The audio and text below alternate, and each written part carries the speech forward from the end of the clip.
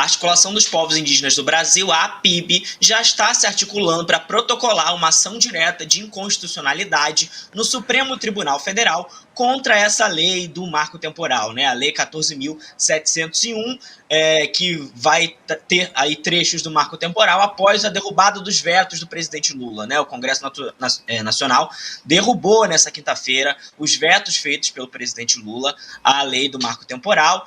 O Kleber Caripuna, coordenador executivo da APIB, disse que a decisão do Congresso cria um novo impasse jurídico e político com um desfecho que não deve ser rápido. Então, a previsão aí da APIB é de que essa discussão do marco temporal vai seguir. A expectativa, obviamente, né, de todo mundo, né, é de que o STF reafirme a decisão de ser contrário ao marco temporal, de não reconhecer o marco temporal. Em setembro, o STF votou essa temática por 9 votos a 2, derrubou essa tese ruralista, né, que é uma tese ruralista, de uma invenção, né? Não é nem uma tese, é uma invenção dos ruralistas de que os povos indígenas só podiam ter direito às terras que eles ocupavam em 1988 ou que eles reivindicavam em 1988, ano da Constituição. Então, vamos ver como é que esse tema avança. Aqui no ICL a gente vai continuar acompanhando, mas é muito importante ver esses desdobramentos, né? E a PIB já dá um passo para tentar derrubar esse absurdo que o Congresso Nacional fez.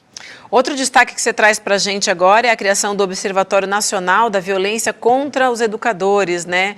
Uma ideia, esse projeto foi lançado para servir como defesa, né? O direito à educação, a liberdade de ensino e proteção aos professores também que sofrem violência, né? É isso, Vivian. É um observatório criado aí pela Faculdade de Educação da Universidade Federal Fluminense, aqui no Rio de Janeiro, a UF. Ele tem como objetivo investigar, né? É muito uma questão muito acadêmica de investigar como está a situação dos professores e pensar em políticas públicas para amenizar a violência contra profissionais de educação. O professor Fernando Pena, que é diretor da Faculdade de Educação da UF, disse que entre os objetivos está entender o comportamento atual da extrema-direita ao criminalizar educadores e intelectuais. Então a gente viu aí, a OCDE aponta que o Brasil é um dos países com o índice mais alto de violência contra professores, né? E a gente sabe que depois do governo Jair Bolsonaro, né, do ex-presidente Jair Bolsonaro, as coisas pioraram, né? Tinha uma retórica muito inflamada desde antes, né? Desde a época do Escola Sem Partido, tem uma retórica muito inflamada contra profissionais de educação.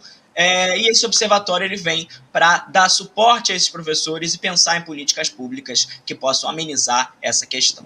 E quem diria que isso fosse acontecer, né, Lucas e Vivian, que a gente teria um país onde o professor, que sempre foi uma entidade nacional, né, e que deveria pelo menos ser tratado assim, com respeito, com valorização, acabaria tendo que ter um observatório sobre violência, por conta da violência em sala de aula, fora da sala de aula também, por conta de disputa ideológica, né, que os bolsonaristas fizeram, e o Lucas faz esse destaque muito bem pra gente, é que eles criaram um clima de beligerância, né, a educação virou alvo de ódio, os professores, os educadores viraram alvos de ódio, e como se já não bastasse a gente ter um país escolas, via de regra, com uma estrutura muito ruim, professores mal remunerados, com pouca estrutura para trabalhar, para dar aula, para ensinar, para exercer seu ofício, eles ainda têm agora que se preocupar com violência, e a gente viu casos, por exemplo, do Nicolas Ferreira, do MBL, invadindo escola com o celular na mão, professora demitida por conta de campanha do Gustavo Gayer,